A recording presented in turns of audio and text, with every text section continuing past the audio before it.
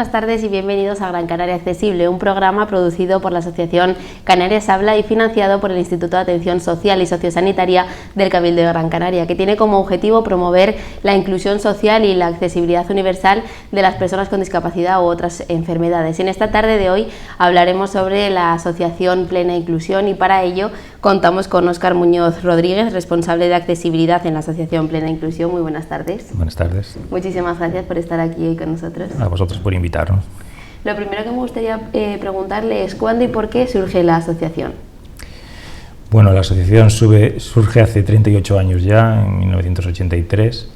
Es una asociación de entidades, de organizaciones. En aquel entonces había ya organizaciones que trabajaban para personas con discapacidad intelectual o del desarrollo, que estaban en diferentes islas, pero al haber dispersión y al haber intereses comunes, estas organizaciones lo que hacen es que detectan déficit ante las administraciones públicas, entonces intentan buscar un modelo para generar una federación y a través de ella transmitir todas las necesidades y todas aquellas cuestiones que no están cubiertas por los servicios públicos en aquel entonces, que eran muchas. Es lo que pasa en otras comunidades autónomas. Se produce un efecto que es el movimiento asociativo de FEAPS en aquel momento y a partir de ahí pues se empiezan a federar más organizaciones, a generar más organizaciones, a promover más servicios y hasta el día de hoy que tenemos 28 organizaciones asociadas en 4 islas. Actualmente, ¿cuáles son los objetivos de la asociación? Bueno, actualmente y desde siempre históricamente hemos defendido un poco los derechos de las personas con discapacidad intelectual, los derechos de sus familias y los derechos de las organizaciones, ¿no? Y por el otro lado está el objetivo que nosotros perseguimos de que las personas tengan vidas significativas, entonces tenemos que generar oportunidades nuevas a través de apoyos personalizados hacia las personas, también hacia las familias, ¿no? Y por otro lado completar ese valor de grupo que tenemos como movimiento asociativo con nuestros 4 pilares que son el voluntariado, la familia, los profesionales y las personas con discapacidad. Informándome un poco de los servicios que llevaban a cabo para todas las personas de la asociación a través de su web, vi que estos servicios los dividían en 3 grupos. El primero, obviamente, los de los protagonistas, el segundo eran las familias de estas personas y el tercero, la sociedad. Si nos puede contar un poco por encima cuáles son los servicios de cada grupo o dirigidos a cada grupo. Bueno, como dije antes, nosotros hablamos de 4 pilares en el movimiento asociativo. Ahí dentro de esos faltaría el voluntariado, las personas voluntarias que trabajan con nuestra organización o dentro de alguna de las asociaciones o entidades que van asociadas. Básicamente para las 4 áreas nosotros tenemos programas y proyectos específicos y básicamente lo que hacemos es capacitar y acompañar y formar a cada una de estas 4 áreas, como antes te dije, ¿no?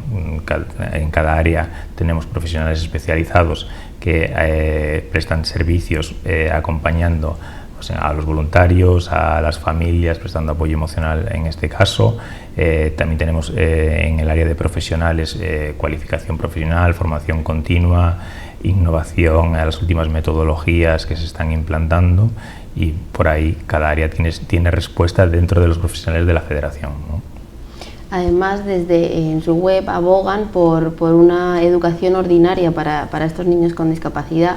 Me surge la pregunta de cuáles son las necesidades que tienen estos niños para tener esta educación. Bueno, nosotros abogamos por la educación inclusiva. Es un posicionamiento a nivel estatal de todo lo que es el movimiento de plena inclusión, ¿no? Lo que decimos es que no puede haber 2 circuitos, uno para 2 sistemas educativos, uno para personas que tengan discapacidad intelectual o más severa o pluridiscapacidad y otro para personas que no tengan discapacidad. Solo recogemos el mandato de la Convención de la ONU de Derechos de Personas con Discapacidad y recogemos los mandatos y los informes de los comités europeos que están vigilantes al ejercicio de este derecho. Ha habido mucho debate con el tema de la educación inclusiva, sobre todo en el último tiempo, y es un debate un tanto, desde mi punto de vista, un tanto estéril, porque lo que debemos es proteger a las personas.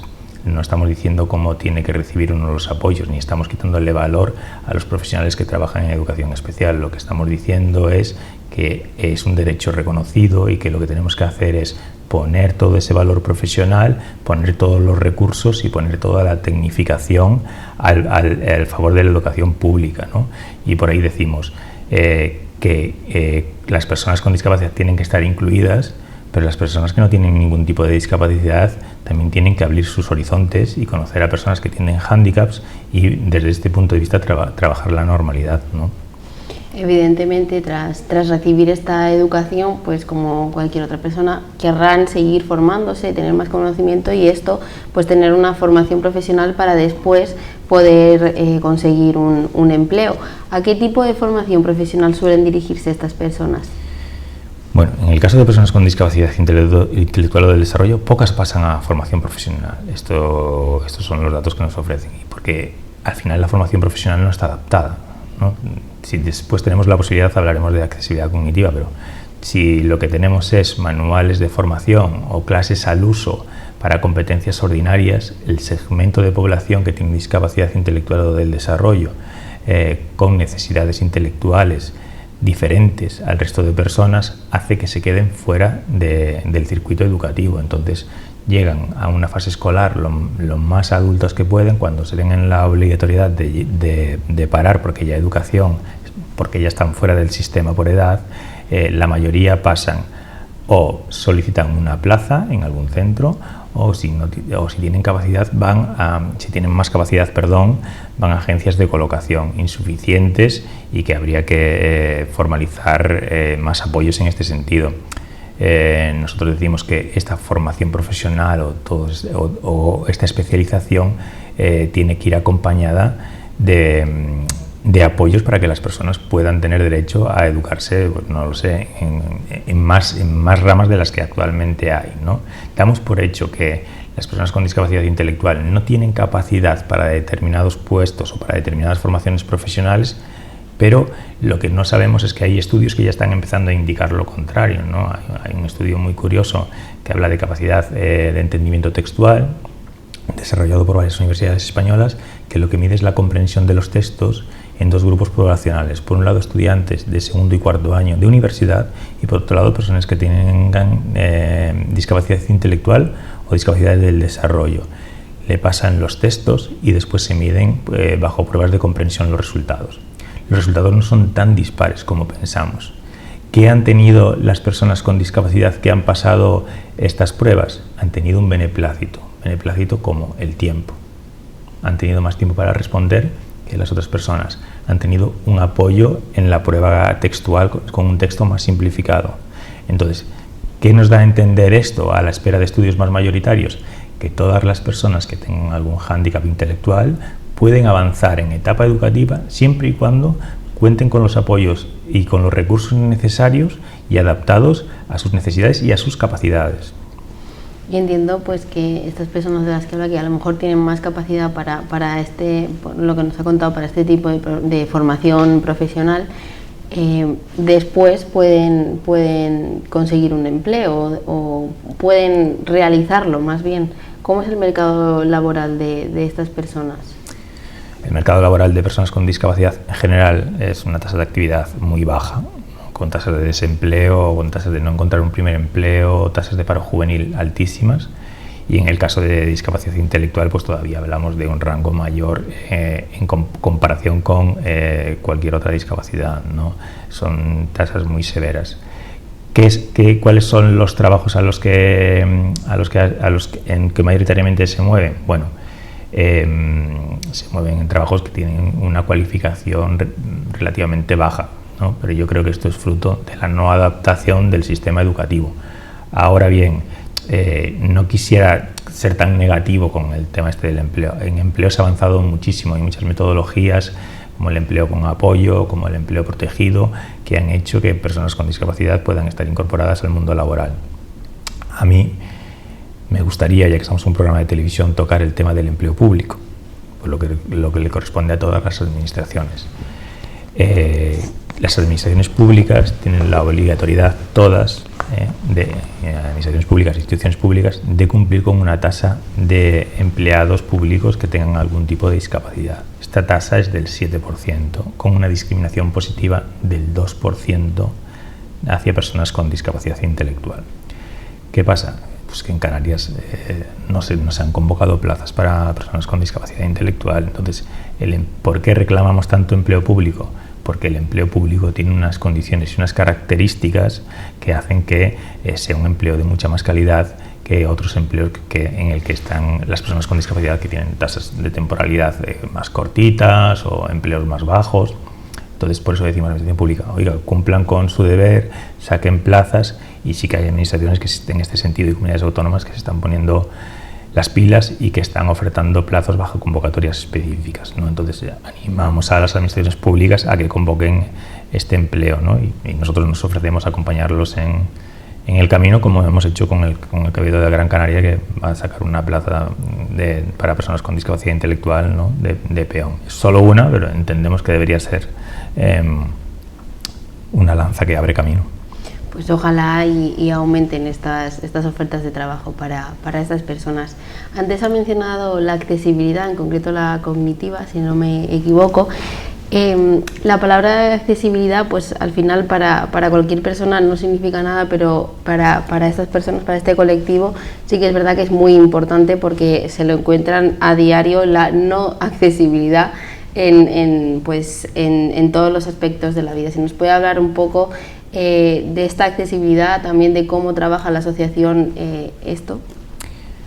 Se encuentran barreras. O sea, nosotros decimos, por un lado, que la accesibilidad es un derecho reconocido en toda la legislación española, en la Ley General de Derechos de Personas con Discapacidad, en la Convención de la ONU y en toda esa adaptación legislativa que viene de la Convención y tiene que aterrizar en el derecho estatal y en el derecho canario, ¿no?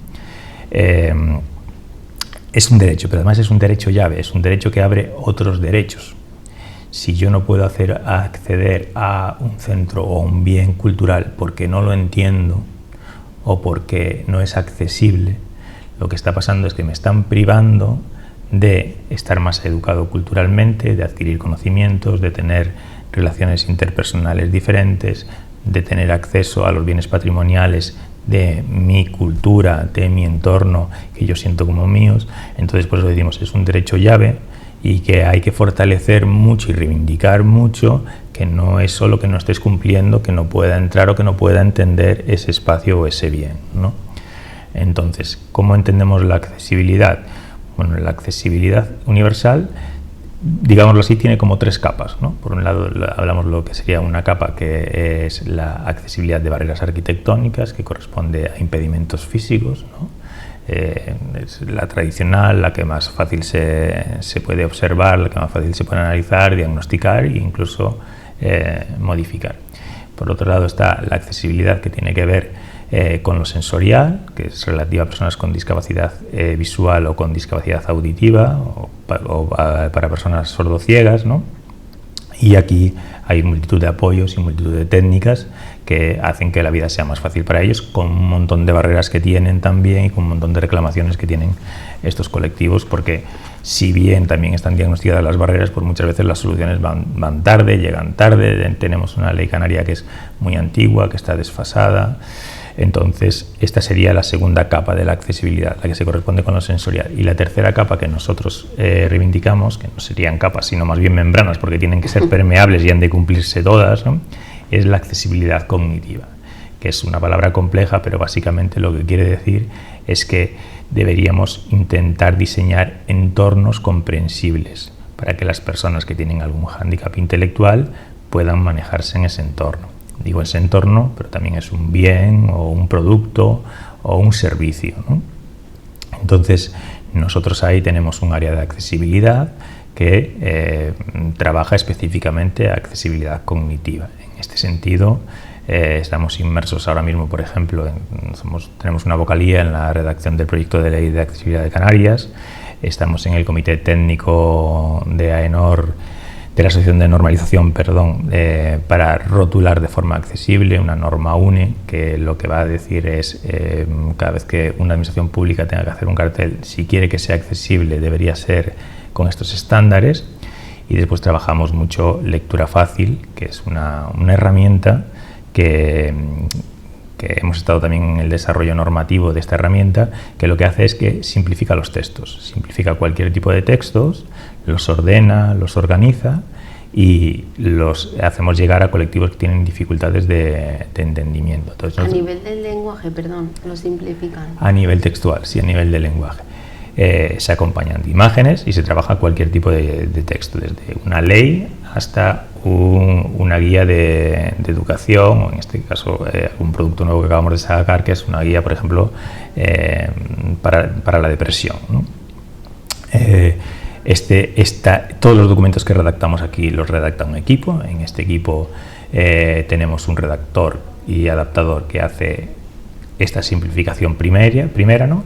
Y tenemos un equipo de dos personas con discapacidad intelectual que lo que hacen es que validan estos textos una vez que ya están adaptados y cumpliendo la norma. Lo que hace esto es que el contraste significativo, el contraste textual, el contraste de entendimiento, pasamos el poder de decisión a estas personas. Después consolidamos esos textos con otro informe que vuelve al inicio y tenemos una herramienta textual final testada por personas, ¿no? Tenemos grupos de contraste si es un documento que va a otros lados, a otros lugares, y me gustaría dejar claro que no solo vale para personas con discapacidad intelectual o del desarrollo, ¿no? Esto vale para personas que tienen limitaciones temporales o permanentes intelectuales, entonces, o dificultades cognitivas. Estamos hablando de personas mayores o personas que tienen han llegado tarde al sistema educativo, personas inmigrantes que están empezando a conocer el idioma, personas con algún déficit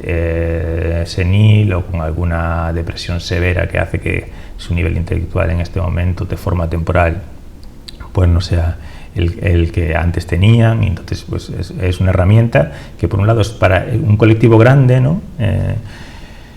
Y por otro lado es una herramienta inclusiva también, porque hace que tú y yo podamos estar leyendo con personas con discapacidad intelectual libros en lectura fácil y compartiendo un club de lectura. Bueno, pues por eso también se vuelve una herramienta inclusiva.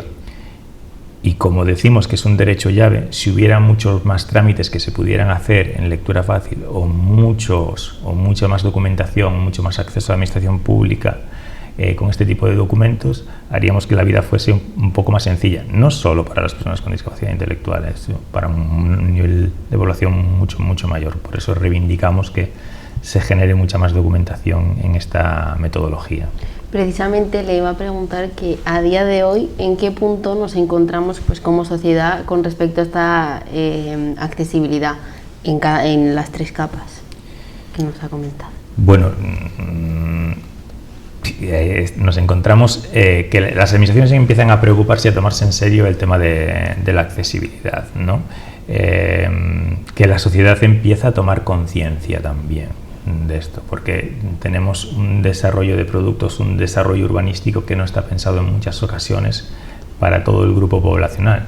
Porque cuando hablamos de accesibilidad tenemos que alejarnos un poco del concepto de discapacidad y focalizar que la accesibilidad es para todas las personas, no solo para las personas que tengan alguna discapacidad.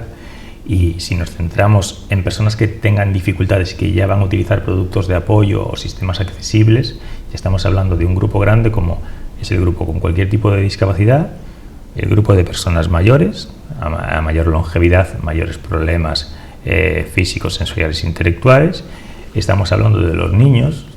Los niños tienen que ver mucho y están, por ejemplo, en el comité en el que yo participo está representado UNICEF. ¿Por qué? Porque los niños necesitan unos entornos accesibles para ellos que es muy diferente a un entorno de un adulto, ¿no? Los letreros de un aula deberían estar a una dimensión que ellos lo puedan leer, que lo puedan tocar, los pupitres son más bajos, eso son adecuaciones al entorno. Entonces tenemos un montón de gente que entra dentro como beneficiario directo del concepto de accesibilidad, pero es que cualquiera además es susceptible de romperse un tobillo, por ejemplo. En ese momento necesitas que no haya baches en la acera, necesitas que puedas llegar rápido a hacer la gestión que tienes que hacer. Cuando eres padre o cuando eres madre, vas a llevar a tu hijo en un carro, pues entonces empiezas a vislumbrar todos los problemas arquitectónicos que hay, ¿no?